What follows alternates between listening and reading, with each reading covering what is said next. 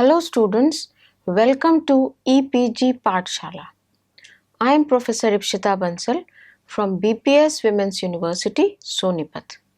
Today we are going to talk on the module Interpersonal Communication from the paper Business Communication. By the end of this module, the students will be able to understand first the concepts of interpersonal communication, second, the importance of effective interpersonal communication, and third, we'll learn to develop the skills of effective interpersonal communication. It is the process of communication which takes place face to face. In this process, the feelings, emotions, and thoughts are being shared through verbal and non-verbal messages. It not only involves the message, but how that message is being said through voice tone, gestures, and facial expressions. Interpersonal communication is all pervasive, whether it is social or professional domain. How people communicate in professional domains depend to a large extent on how they have been communicated in their social domains. This is because a person's style and capability of effective communication depends on his or her worldview, values, belief, attitudes to different stimuli. It also depends on personality and related psychological forces like self-esteem, needs, wants, desires, motivations, insecurities of life, etc. of the communicator. In business, the nature and quality of interpersonal communication will have an impact on the employee relations, peer relations, sales performance, customer relationships, conflict management, public relations, etc. Hence, effective interpersonal communication is extremely important for smooth running of all the functions of the business. Elements of interpersonal communication. First element, the communicator. The communication process involves two people who exchange their views and thoughts. It is not a one-way process, but instead it is a two-way process where there is exchange of ideas, feelings, and emotions as a two-way process simultaneously. Second element, the message. The message not only includes the verbal speech involved in the communication process, but also the non-verbal aspects involving facial expressions, voice tones, and gestures. This provides additional information on the message to be shared. Third element, noise. Noise plays important role in communication process. It not only includes the physical noise which distorts the message, but also the noise in the form of inappropriate words, jargons, disinterest, language used, and cultural differences, etc. These factors act as a barrier to effective interpersonal communication. The next element is feedback. Feedback helps the sender to get to know how the message being taken by the receiver, and did the receiver get the message correctly or not. Feedback can be given verbally or through non-verbal expressions, and it can be given in writing also. The fifth element is context. Communication process involves social context and situational context.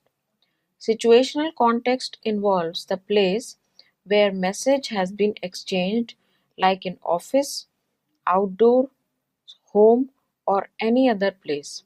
Social context involves responsibilities, roles, and status of the participants. The sixth element is channel. It involves the means by which the message is transferred In face-to-face communication, it is the facial expressions and speech which is the channel. In case of telephonic conversation, speech is the only channel that is involved in the process. Categorization of interpersonal communication on the basis of participants. It can be in three ways. Dyadic communication. It involves two people, for example, two people talking. Group communication. This process involves three or more persons gathered together for solving problems or taking decisions. The smaller the group, the more closely it resembles the interpersonal communication. For example, university study group. Public communication. It involves large group of people with primary same style of communicating with minimal feedback. For example, university class lecture. Now let's understand the categorization of interpersonal communication on the basis of functions. First, organizational communication. It is the process that involves communication in large organization.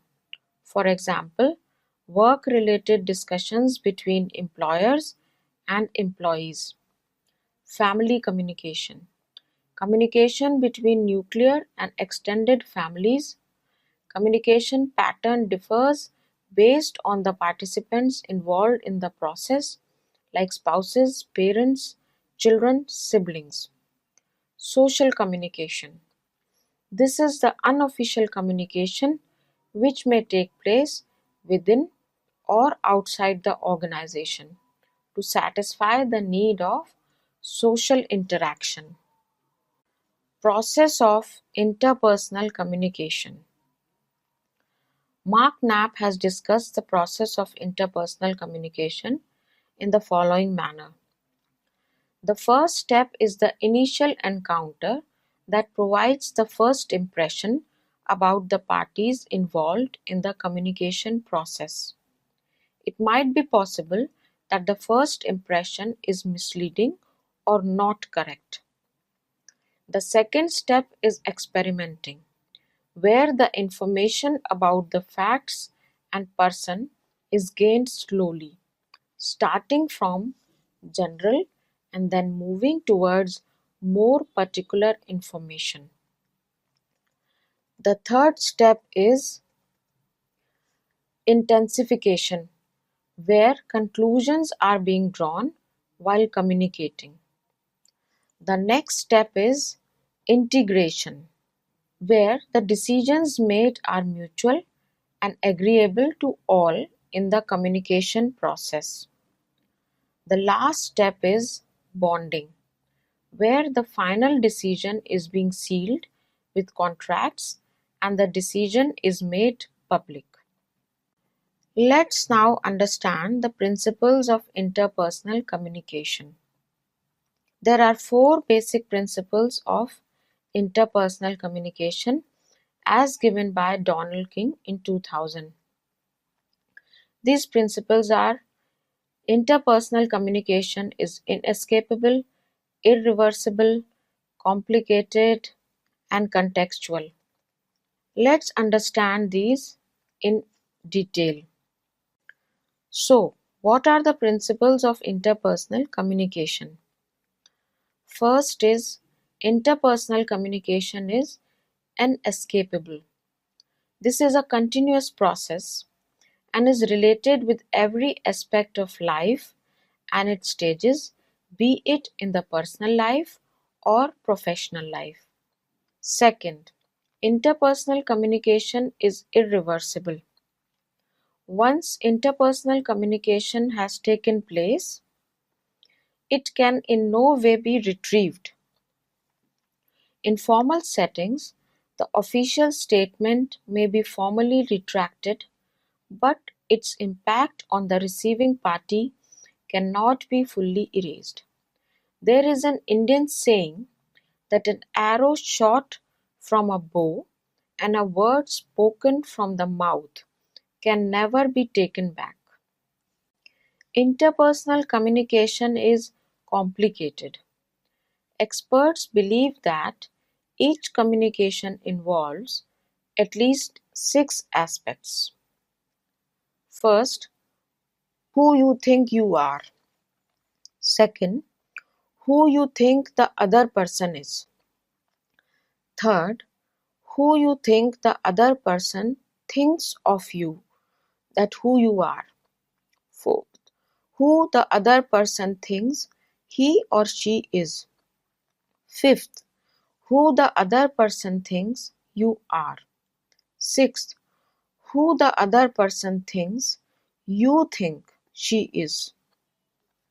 The quality and dynamics of the entire interpersonal communication depends on the complicated interaction of the understanding of the above aspects by the two parties.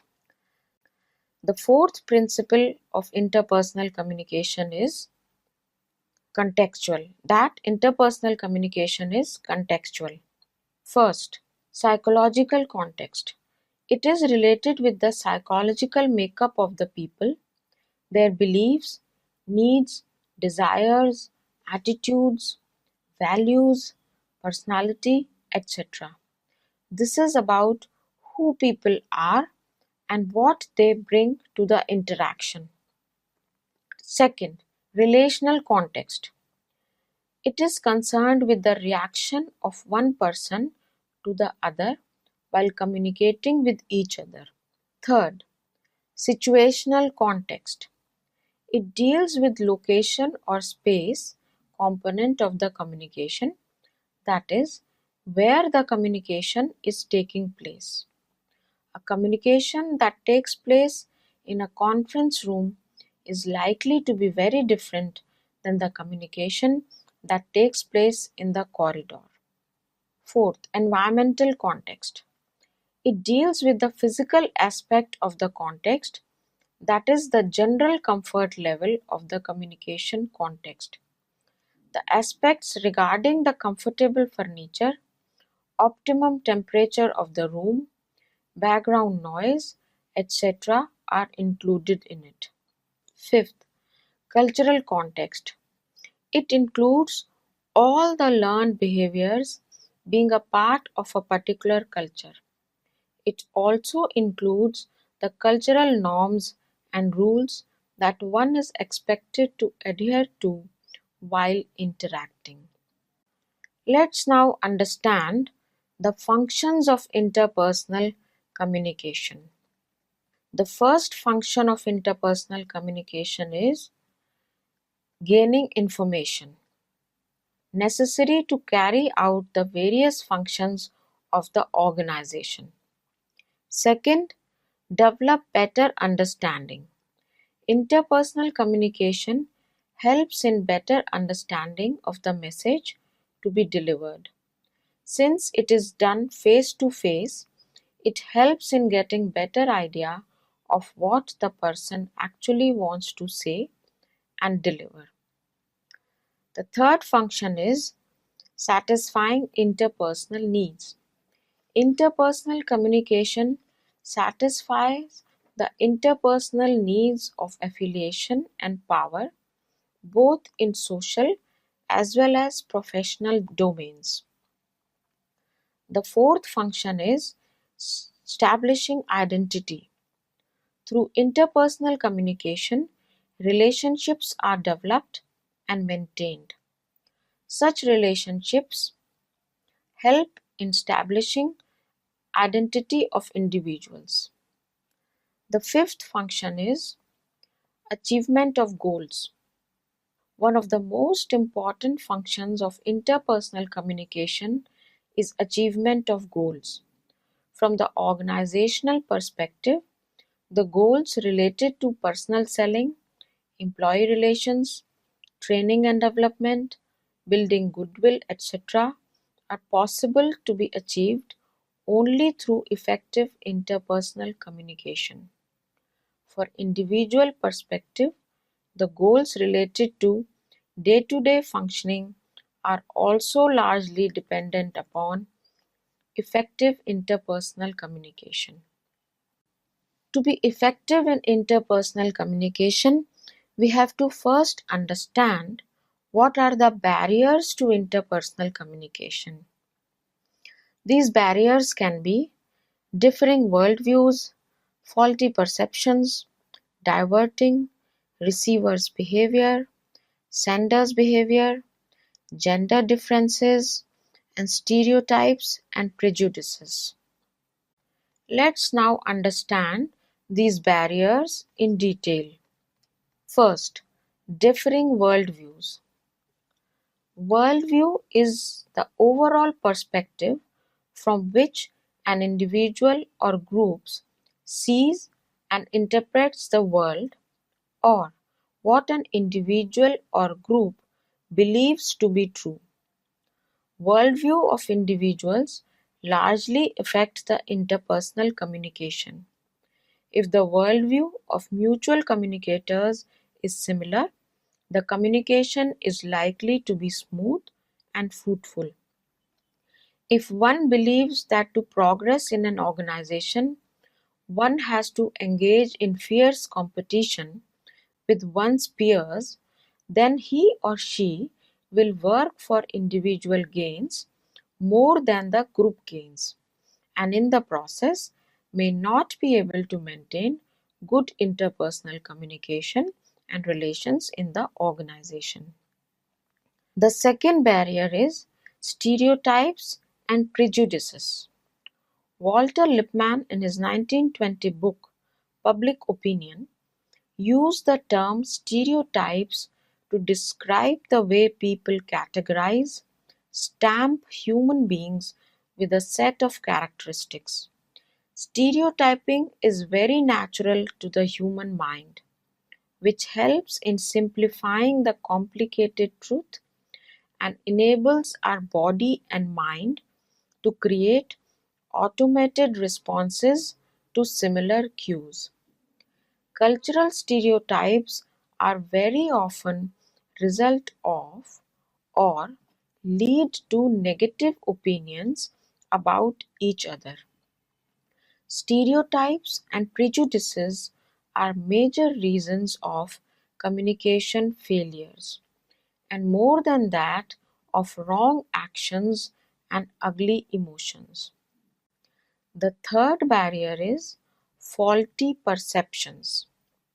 A person interacts whether as a speaker or a listener on the basis of perception framed in his or her mind about the other person, which may or may not be true. The biggest barrier to communication is faulty perception and making communication based on it. This distorts the communication process. Gender differences.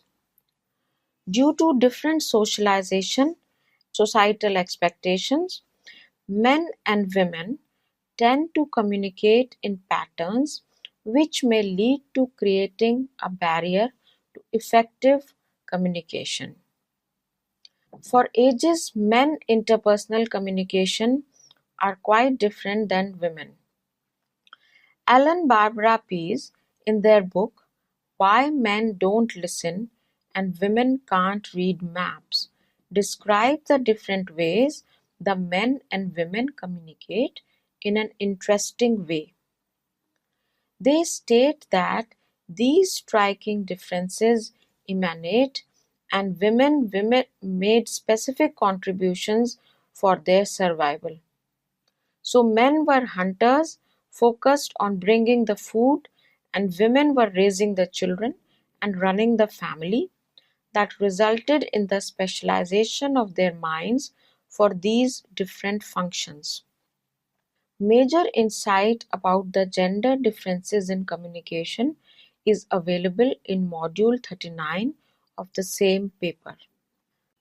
Next barrier to communication is diverting. One of the most frequent ways of switching a conversation from the other person's concern to the topic of one's own concern or interest is diverting. It happens when people do not possess the awareness and skills to listen patiently and effectively.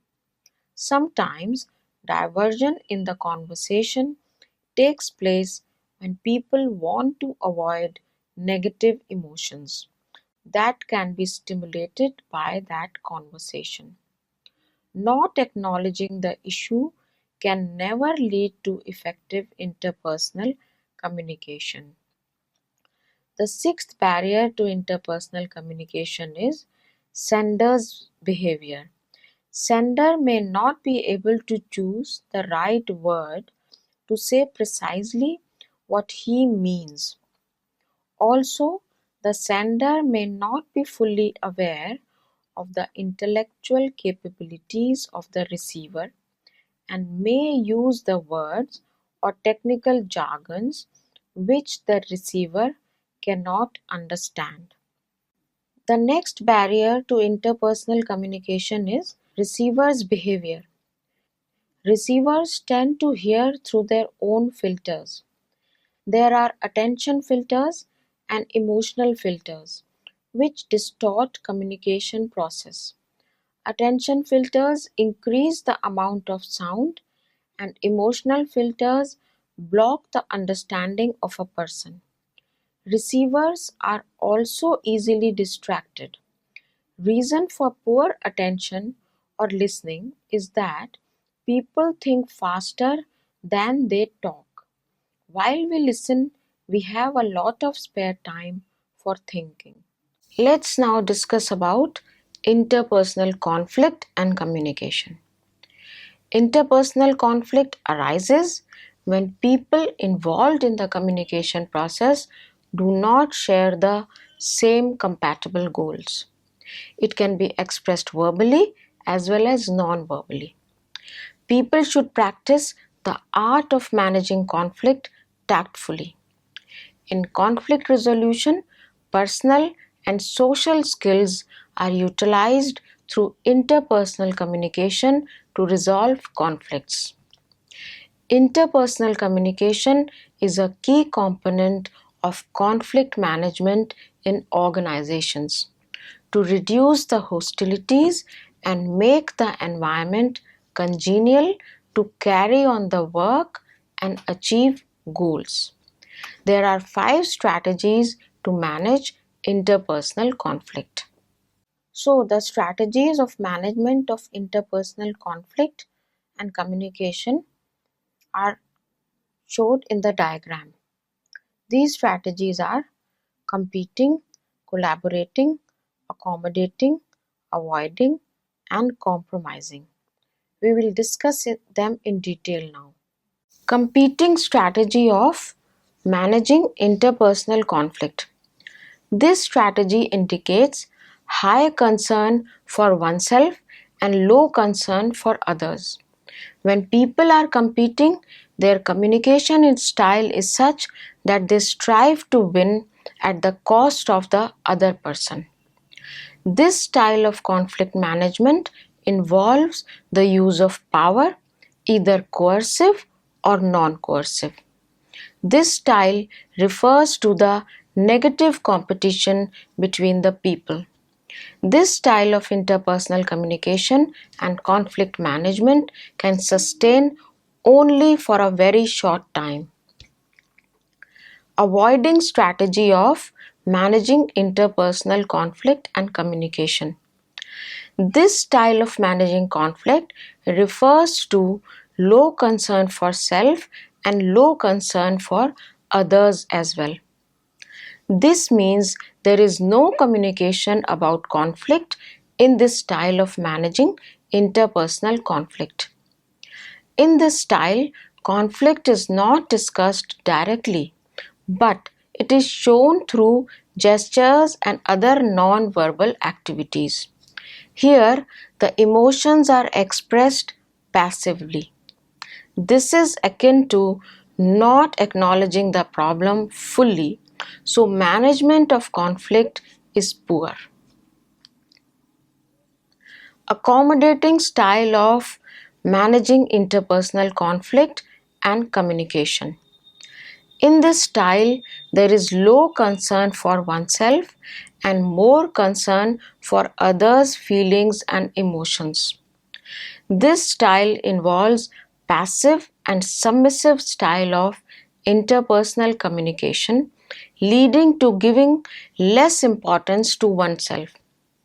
Adopting such communicative style over a long period of time is likely to lead to frustration and anger in the person and cannot be considered an effective way of conflict management. Compromising strategy of managing interpersonal conflict and communication.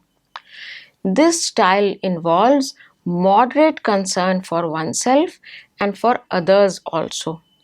It is not a win-win situation, but it is a bit win-lose situation. This style helps in resolving conflict temporarily, but the thoughts of what people gave up to compromise leads to future conflict. Last and the most important, collaborative strategy of managing conflict and communication. This style emphasizes on high degree of concern for oneself as well as for others. Here, assertive interpersonal communication style is used. It is a win-win situation for both the parties involved in conversation because they have reached a solution mutually without compromising. Let's now discuss the guidelines for effective interpersonal communication. Linda Wilcox in 2002 discussed various guidelines for communicating effectively. First, listen effectively. For communicating effectively, a person should listen carefully. Person should not be in a hurry to jump to conclusions and pass the judgment. Proper and enough time should be given to understand the viewpoint of all involved in the communication process. Emphasis should be on gathering facts and making judgments based on those facts. Gain knowledge. Take help from people who possess knowledge about the situation. Gain information about the policies and procedures that might help in communicating effectively. Next is maintain calmness. One should be respectful to others and should not insult others in public. One should learn to manage one's anger. When people are nervous, they converse quickly without exactly knowing about what they are speaking. When person is not relaxed, it is evident in the body language of the person also. People should stay calm and composed to communicate effectively. Next is communicate in a socially acceptable manner. For informal interaction, it refers to the speaker's way of interaction with others. In more formal cases, the communication will depend on the message receiver. How the receiver perceives the speaker in terms of language, appearance, presentation, etc. Fifth guideline is communicate in thoughtful and careful manner. Communication process should be thoughtfully and carefully handled. People should first wait and wisely analyze the whole situation and then proceed further in the communication process. People should act professionally while communicating the viewpoint as their reaction changes the direction of the communication process. Next, practice basic acknowledgement. Person while communicated should nod the head, maintain eye contact, and keep showing gestures which show that one is interested in the interaction. Next is develop the habit of asking questions. Three categories of questions can be asked: close-ended questions, which will result in answering into yes or no. These type of questions do not provide much information, as the questions do not answer the underlying motive of the person. For example, are you all right? Second type of questions can be direct questions. These questions are for specific situation to know the information regarding people about the situation. For example, can you tell me what happened? Third type of questions can be open-ended questions. They help in gaining more extensive information about the situation. For example, explain the problem in detail. The next guideline is listening reflectively. To reaffirm that the person heard is the same what the other person said, there is a need to repeat key words or express the whole idea in one's own words. This helps in getting the right message. Next is maintain silence. Practicing pause after the sentence helps in absorbing the information by the listeners. Next is empathizing. Empathizing with the people one is communicated with is very important to understand their viewpoint. This helps to build mutual trust, leading to fruitful interpersonal communication. The next guideline for effective interpersonal communication is learn to be assertive. People should aim to be neither passive nor aggressive. Being assertive is about expressing the feelings and beliefs in a way that others can understand and respect. Assertiveness is fundamental to successful negotiation. To gain detailed insights on how to communicate assertively, Module 37 may be referred. Next guideline is reflect and improve. A person should learn from the previous success and failures in communication processes and try to apply that learning in subsequent interpersonal interactions. Let's now understand a model to develop effective interpersonal communication, which was given by Joseph Luft and Harry Ingham. This model is known as Johari's window. This model is very useful in describing human interaction and to understand communication and interaction with people better. Johari window may help people as individuals, as team managers, and also as organizational heads. In the diagram, we can see that cell 1 is the arena or open area of communication. This consists of information known simultaneously by oneself and the others. Cell 2, that is blind spot, is information known by others but not known by oneself.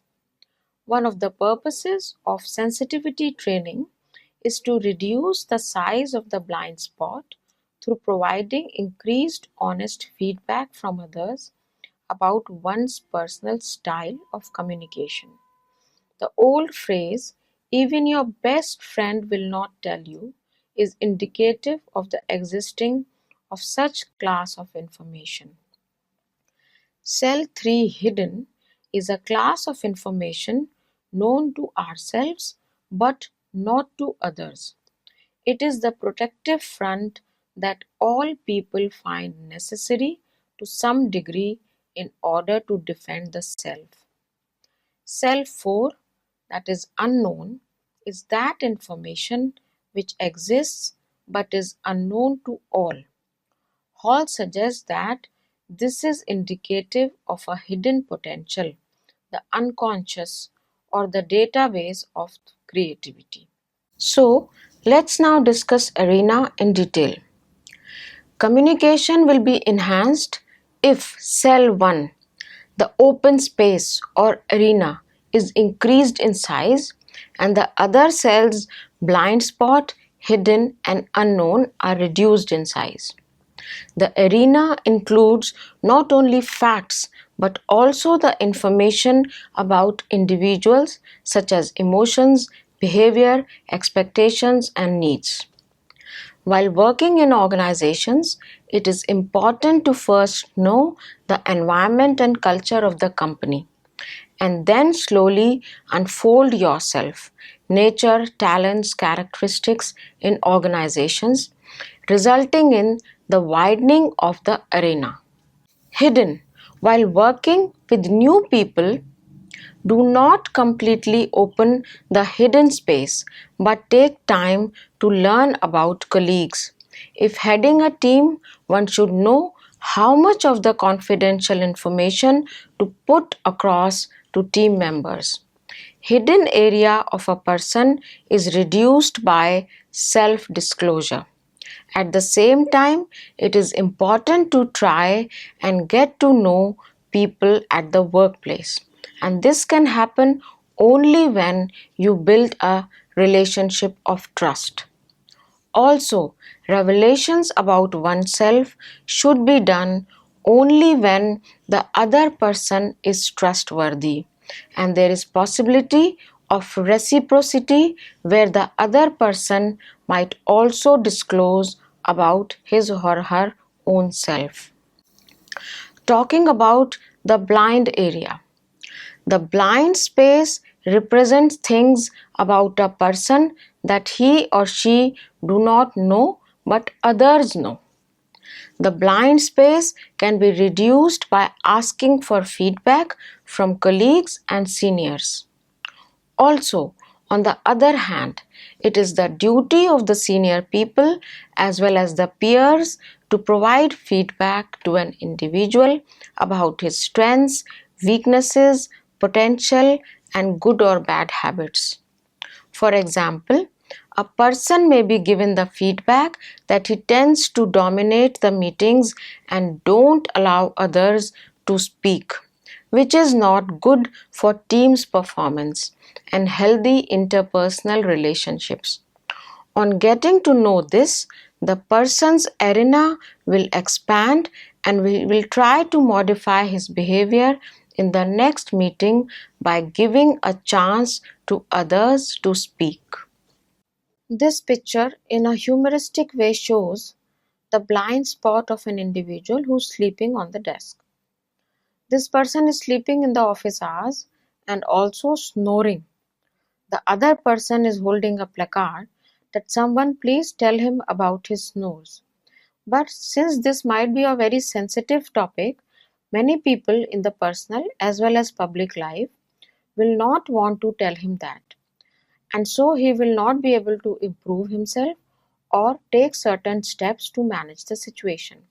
So, feedback is a very important mechanism so that the information in the blind spot can be moved to the arena spot where the individual knows about his characteristics and is ready to work on them. The dark space quadrant represents aspects that no one knows. These are the areas of self-discovery that reveal themselves only when one ventures into new areas and accept new challenges. So managers should build an environment in the organization where people discover new things about themselves. This model is applicable in various ways. The interesting part of the model is that it can be applied in multiple situations such as negotiation, team dynamics, and interpersonal communication. So, students, let's now understand what we have understood in this module. Interpersonal communication is a process where exchange of ideas, information is done between two or more people. To understand interpersonal communication, we learned about the categorization, process, principles, and functions of interpersonal communication.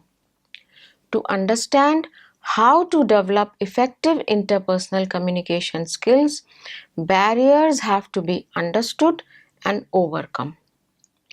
Interpersonal communication can be improved by following certain guidelines which were discussed in the module.